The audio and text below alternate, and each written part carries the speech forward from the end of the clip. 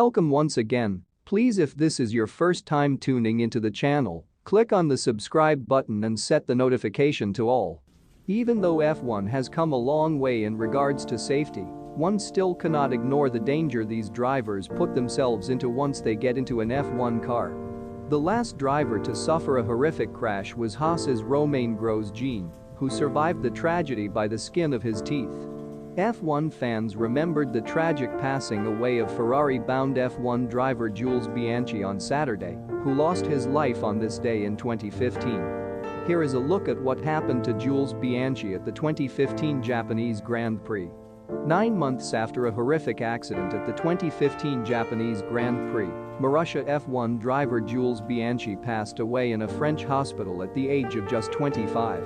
Bianchi's death was the first fatality from injuries sustained in a race since the death of Ayrton Senna in 1994 at the San Marino Grand Prix in Imola.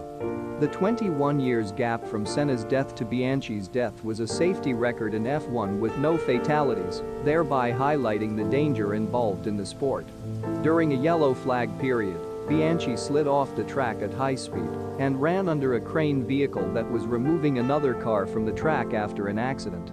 The accident led to severe brain damage, and Bianchi never regained consciousness.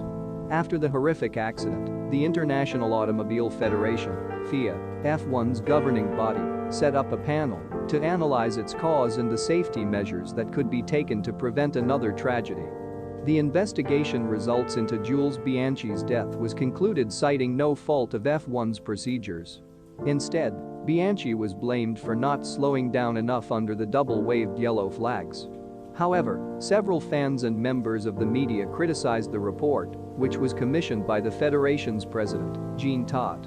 Following the unfortunate demise of Jules Bianchi, the Grand Prix Drivers' Associations gave a statement.